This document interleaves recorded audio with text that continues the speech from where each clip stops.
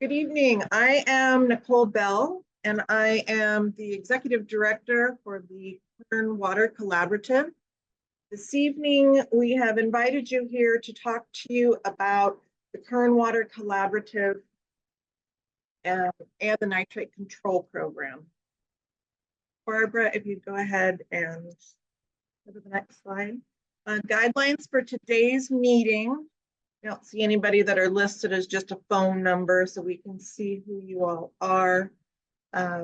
If you do have questions, this will be a fairly small group this evening. So if you do have questions, although this slide asks you to type it into the Q&A, that would be appreciated because then we can capture it in our reports. However, we're also feel free to raise your hand or speak up at any time. You don't need to wait for a specific time frame to ask your questions. We want to make sure that we have an interactive process and move forward with that. And then if you have technical issues, we had mentioned again a chat function, but again, because this is a smaller group this evening, we're not going to have hundreds of people participating. It is fine if you just want to raise your hand or interrupt if you need anything as far as functionality. All right. Next slide, please. Tonight, we will not be taking too much of your time. We should be done within the hour. But of course, that will be up to you. We are happy to answer any of the questions that you may have and go into more detail as necessary.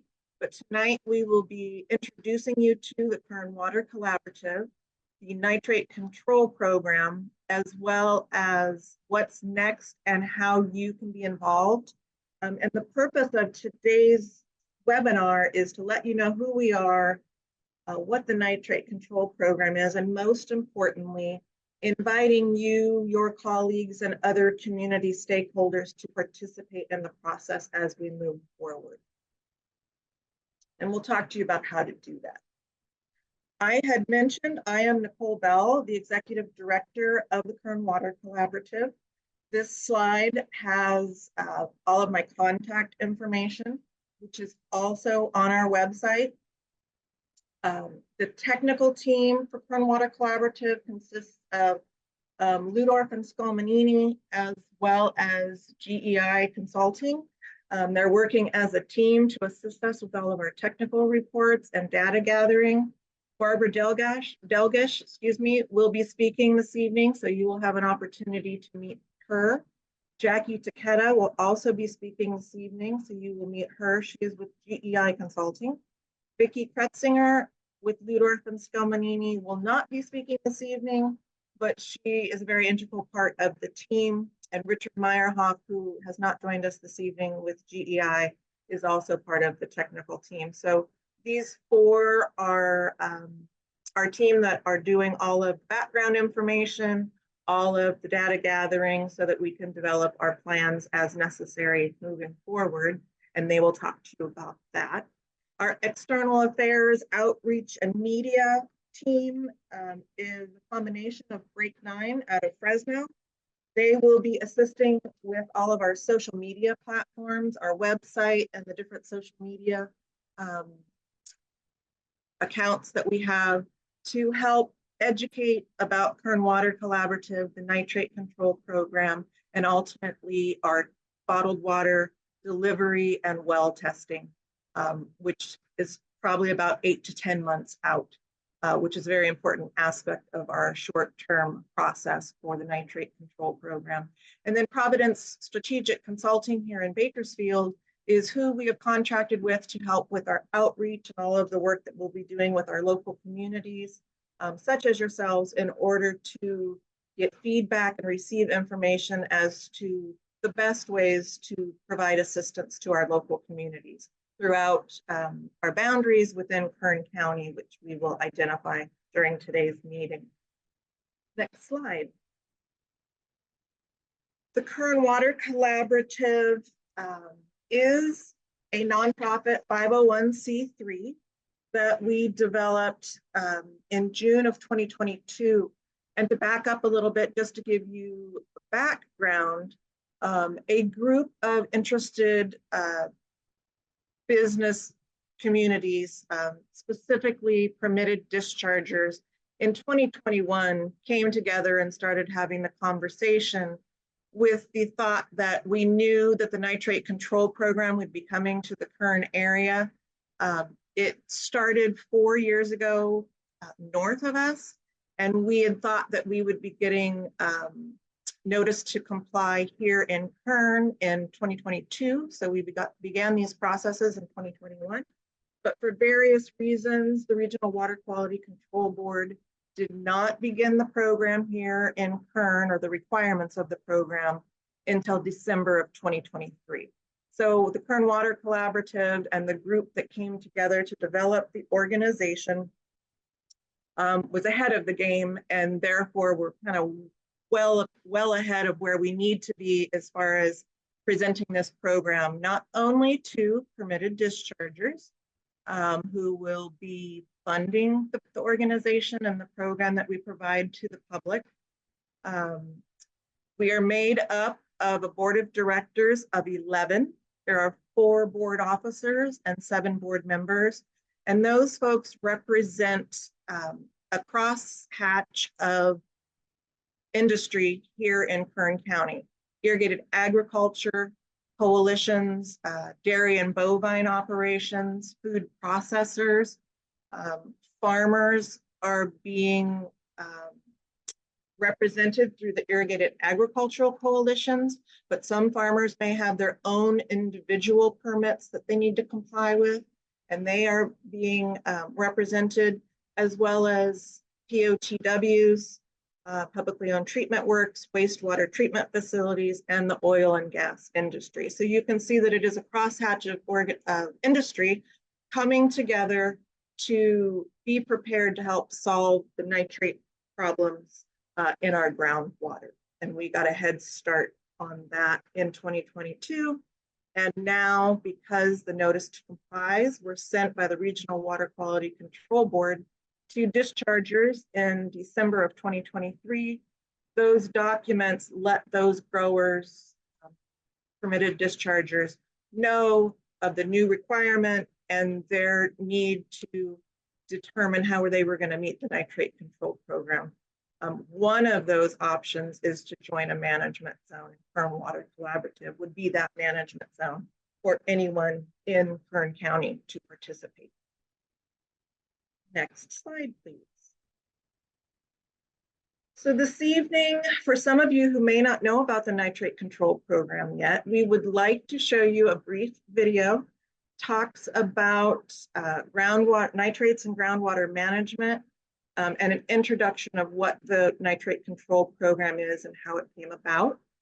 So at this time, I'm just checking to see if we have any questions before we jump into, it's just over a 4-minute video that gives a pretty good high-level briefing of how we got started and why nitrates and groundwater need to be addressed.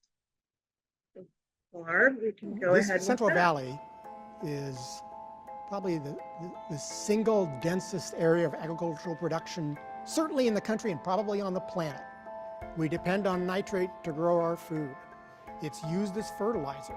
A little bit of excess nitrogen over 150 years adds up to be a lot of nitrogen, and it seeps into the groundwater. But it finally reached a level where it crossed our safety threshold for drinking water. And once you're across the safe drinking water threshold, you run out of options. You have to do something about this, and you have to do it now. Large cities, those water systems are all regulated for nitrates, and if they didn't meet those water quality requirements, they put in treatment, or they found another water supply, they solved it. In small rural communities, they don't often have the same infrastructure. And in those areas, it's much more difficult to fix a distributed problem that affects lots of different people in lots of different wells than it is one system in a large urban setting. What we're trying to do with CV Salts is to figure out a way in which we can keep generations of farmers in business producing the food and fiber of the valley and protect water quality as well. Regional Water Quality Control Board for the Central Valley adopted a basin plan amendment to their water quality control plan, which says we seriously expect people to have a plan for how they're going to demonstrate compliance with the water quality standards, including nitrate in this region. Frankly, anybody that uses water or releases water is going to be affected by these new regulations. And so they're in the room trying to figure out how they can work together to solve the problem. So I think at the end of the day, we're going to have to come up with some sort of regional approach to doing this. The issue and the problem that we face in groundwater has occurred over decades. And we are where we're at because of lack of action.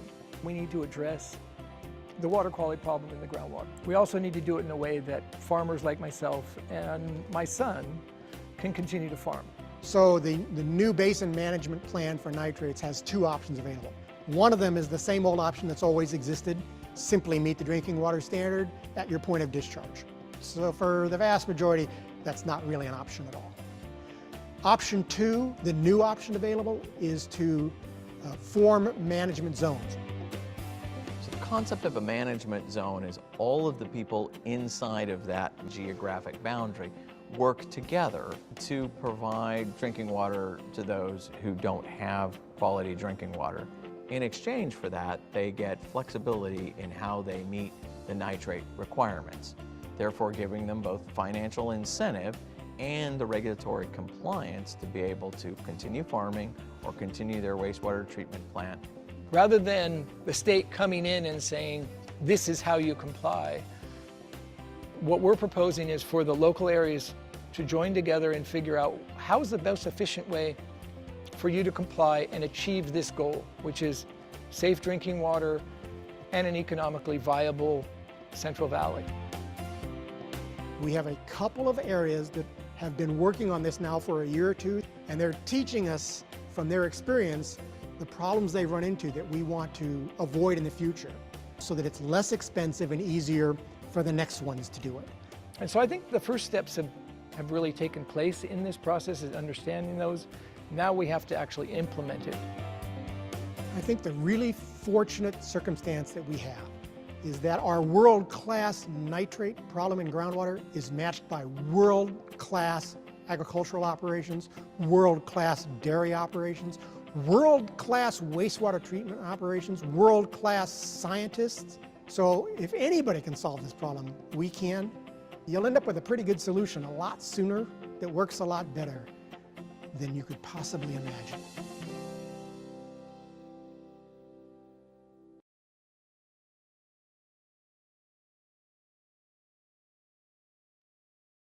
Okay, thank you.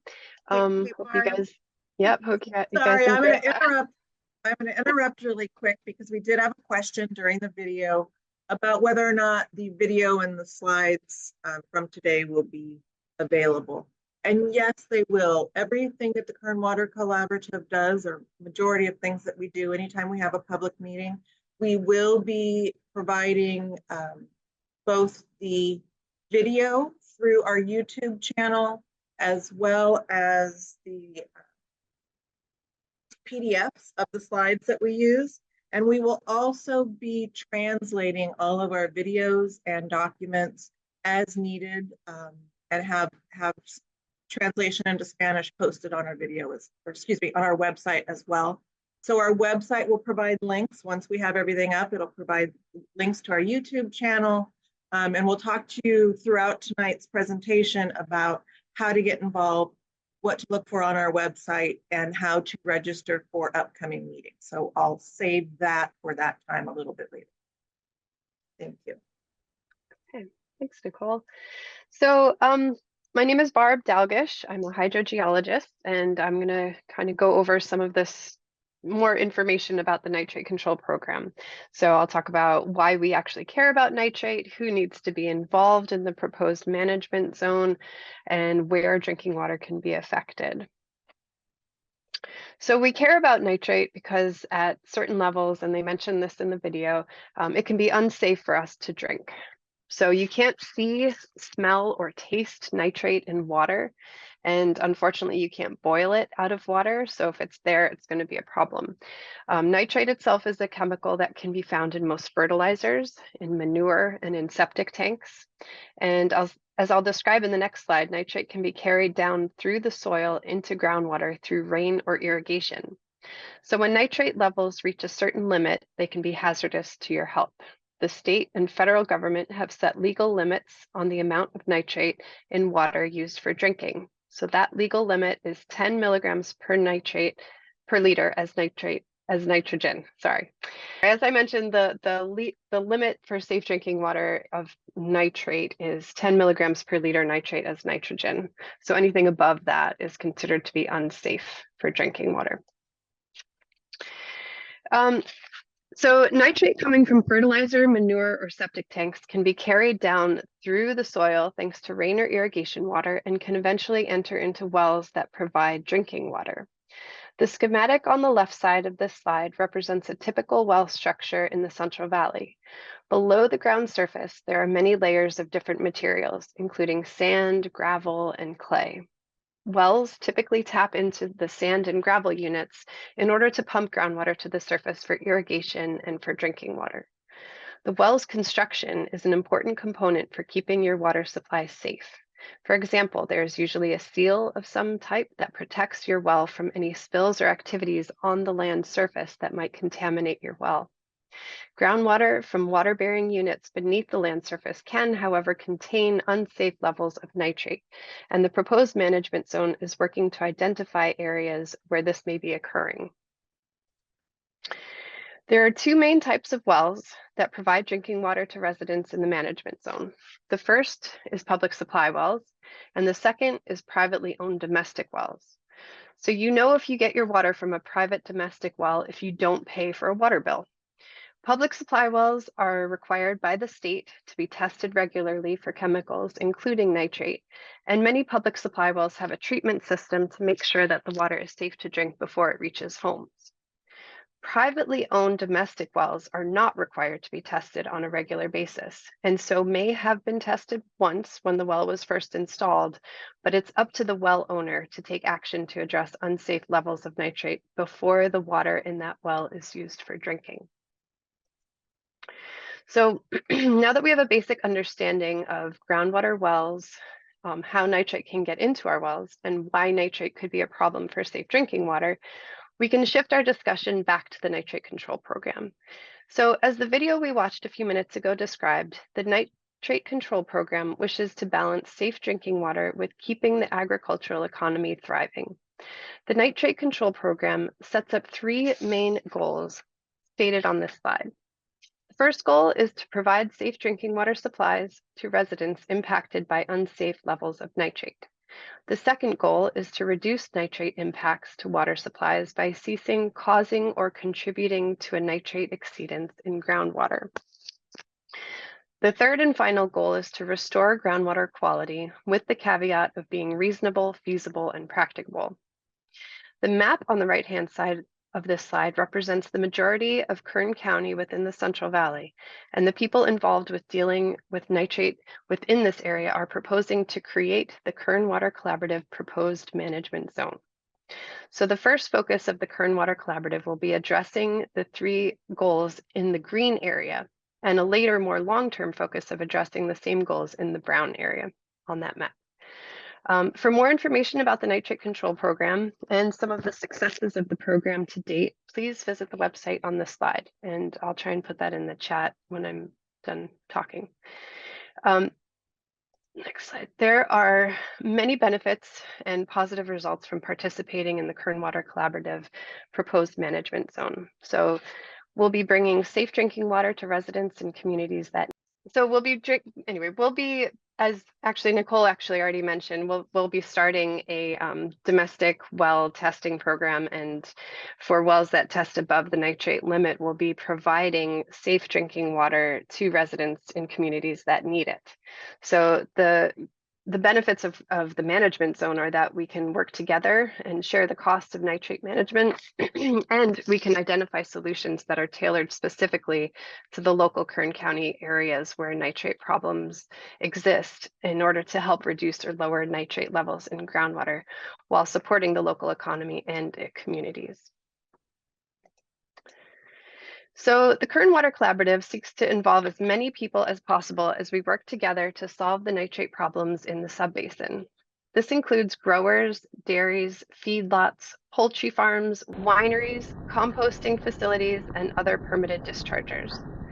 Other parties that have an interest in the quality and management of water resources in the Kern County area also need to be involved, and these include groundwater sustainability agencies, public water utilities, county and community government offices, non-governmental organizations, etc. But most importantly, we need you, the public, to be involved because you have the most important perspective on what will work and what will not work best for your area. So now I'd like to turn it over to my teammate Jackie to describe what's next and how to stay involved. Okay, so I am Jackie Takeda with GEI Consultants, and so the technical team is working on the nitrate characterization of the proposed management zone to identify areas of elevated nitrate. And we're also developing the early action plan, which will include discussion about a free program offered by the Kern Water Collaborative to test domestic wells for nitrate and to identify the short-term activities to ensure access to safe drinking water for those with the wells exceeding the nitrate safe level. Next slide. So there are 4 key elements to the early action plan that I mentioned. There's the non-discharge of coordination, schedule and funding, temporary replacement drinking water, and community engagement.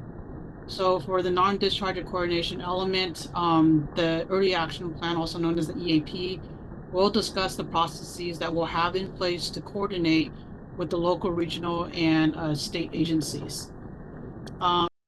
And EAP implementation milestones will be identified. For the temporary replacement drinking water, as discussed in the previous slide, there will be a free domestic well testing program for community residents to participate in. When a domestic well test shows elevated nitrate levels, then replacement drinking water will be provided at no cost to the resident.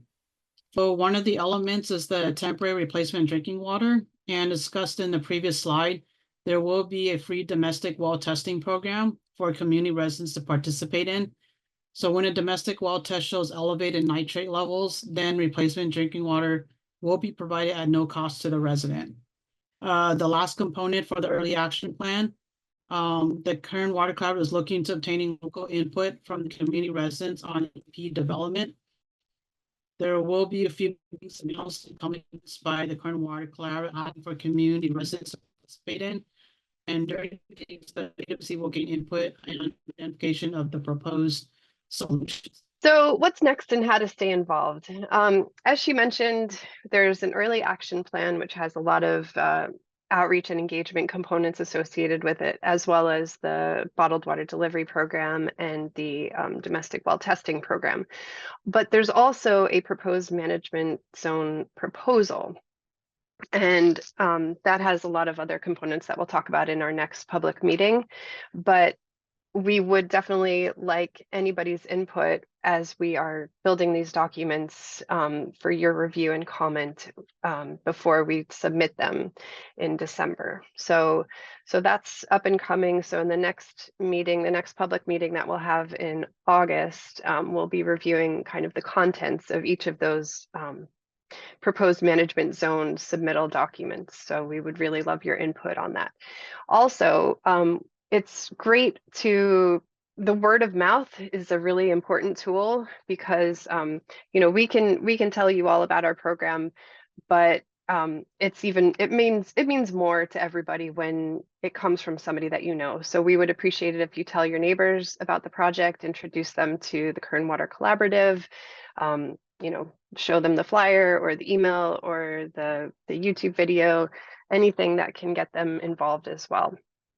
And then, of course, we encourage you to sign up to receive all of the program updates, the phone number there, the website, and of course, Nicole, you can email her anytime for any questions about the program. So if you go to the website, there's an easy way to sign up for their emails so that you can stay updated and find out all of the activities and news and events that are happening that the Kern Water Collaborative is doing. That will include information about our next webinar, which will be in August, and what will be involved in that and how you can sign up to attend that. And then also when we develop the early action plan with your input and the other documents that are required for us to submit to the Regional Water Quality Control Board, those documents will be posted and you will learn about that when you sign up for the email. So that is definitely the fastest and easiest way to stay engaged. So we definitely encourage you to check out the website and sign up to be on our list. And with that, I thank you very much for bearing with us through all the technical difficulties. Nicole? Yes, thank you, Barb. Couple things I wanted to clarify. I did see that one of the slides had a typo in my email address. So again, everything on our website is accurate, but if you wanted to jot it down, it is nicole@kwcmz.org. One of the slides had an extra @ sign in it. So nicole@kwcmz.org. I also wanted to mention that the team had talked about the proposed management zone Kern Water Collaborative. And I just wanted to mention that the reason we are calling it proposed is that the management zone is not officially a management zone until after we submit the preliminary management plan proposal, which is due end of December, along with the EAP, and then the executive officer of the Regional Water Quality Control Board and his team will need to review it and approve it before we are an official management. So that is why you're hearing the terminology proposed. We are fully at work, we are fully funded and moving forward, but we are not yet official management zone until next year after we receive our official approval, which we look forward to. I also wanted to mention before I move, let me finish two things and then I'll get to the chat and the questions and answers. We will be holding different outreach type meetings for different groups. Tonight's meeting is for stakeholders and communities. In the future, we hope this meeting will be larger, where there'll be more stakeholders, more community participating in these meetings. And all of that will always be on our website. But sometimes we might be having a meeting that's specific to contributors or permitted dischargers. And when we do that, we will also have that on the website, but we'll make it clear who the intended audience is for the meetings, so that you're only attending meetings that are looking for your input, or if you're not a permitted discharger, we wouldn't invite you to a permitted discharger meeting. And we'll try to make that as clear as possible on the website so that when you do see that we're doing different activities, you'll be able to see what they are and you'll be able to register. If it's a permitted discharger meeting only, you do have to provide for your registration your CV SALTS ID, which allows us to identify that permit and know who is participating to meet their permitted discharge requirements. So we are servicing different audiences with this program, and that is why you'll see the difference in that on our website. So I just wanted to make that clear. And then also wanted to announce that we have already scheduled, although information is not yet on the website because this has just been finalized today, that our next outreach meeting will be August, and we're going to have the same meeting at 2 different time frames. That will be a webinar only. On August 27th at 3 o'clock, we will present, and August 28th at 6 p.m. We wanted to have 2 different days, 2 different timelines to try to accommodate more people's schedules. So that's why we've got the 2 different days, 2 different timelines, and in the very near future, you'll see information on our website to cover the topics, let you know what the topics are going to be, and go through the process for registering for those webinars. And now I will jump on chat first to see the questions. Repeating the August dates, sorry. I started to read it and then somebody else jumped in. Repeating the August dates, yes, August 27th at 3 p.m. and August 28th at 6 p.m. And you wouldn't need to participate in both. It will be the same materials provided, just at 2 different time frames to accommodate more people in their schedules. And then maybe that was, sorry, scrolling. And there is a question asking, why does irrigation water have so much nitrate? Is it fertilizer? Why does, keep reading questions when they keep, move one moment. Why does rain have high nitrate levels, and how can we decrease these levels in irrigation and rain? Technical team? Sure. So let me just, so the rain itself doesn't have the nitrate. The rain helps move it. So when you apply fertilizer or manure onto the ground, it contains nitrate, just like the nitrate in human waste that goes through the septic tanks or wastewater treatment plant. So that nitrate gets moved down into the groundwater through, you know, whatever rain or irrigation water. That's the mechanism for movement. So rain itself doesn't have high nitrate levels, but what gets applied to the land surface and gets carried through the root zone, through the soil, down into those sand and gravel units that different wells tap into when they pump water out. That's how the nitrate gets into your wells. So hopefully And that. I will add to that, Barbara, just to let folks know, the ag industry and other permitted industries have been working for years to reduce their nitrate impact to both surface and groundwater. This is, of course, a groundwater program. But because in this area and many areas, it takes so long for anything to get through to the water levels, we are addressing impacts from years ago, not current practices.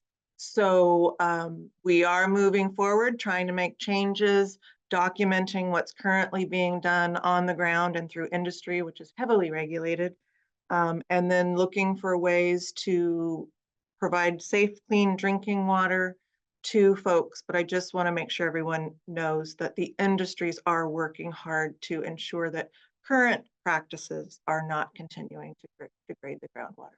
But the history is there, so we are working to address that through this and many other programs throughout the industry. Anybody else have more on that question? All right. Maybe I'll make my little box bigger. That'll make it easier to read these questions. Oh, there we go.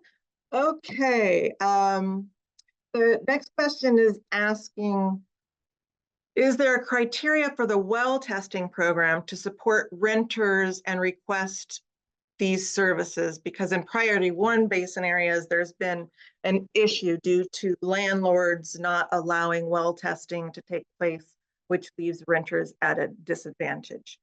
I will say that the issue of landlord-tenant rules is where this specific issue has to be addressed.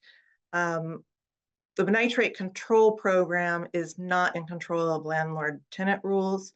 So although we encourage all landowners to allow renters to test, that is not something we have any control over. That is a legislative issue that the legislature would have to. I do know that there are environmental justice communities that have I believe it's an assemblyman who has written a bill working towards that being addressed so that all landowners with wells to renters would have to allow participation. So there are groups, and of course there the priority 1 areas, as well as many industry folks are supporting that language to try to help the issue that you're addressing, which is some landlords have chosen not to allow well testing, or tenants believe that they wouldn't have permission to do the well testing.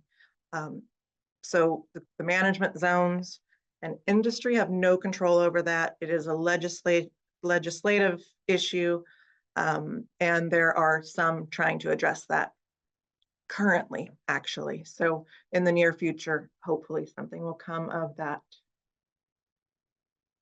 Then, all right, let me go back to the questions and answers. And team, please let me know if I passed any. No open questions. So there was a question and answer. The one I just answered then moved over to the chat. So thank you for doing that. Are there any other questions? I'm somewhat afraid to hit this button. And good, I didn't hang up on you. Let's see. Okay, no other questions. So with that, we appreciate your time. And again, we'll invite you to check back with our website and encourage your organizations to help share our information so that we can let more stakeholders and communities know about the program that we are developing and knowing about when it comes to it. It'll be as early as February 2025 that KWC will be ready to take applications. This is a requirement, but as early as February 2025 to be taking applications and providing drinking water to those who have wells over the 10 milliliters. So lots going on. Community involvement is very important, and any help you can provide would be very appreciated.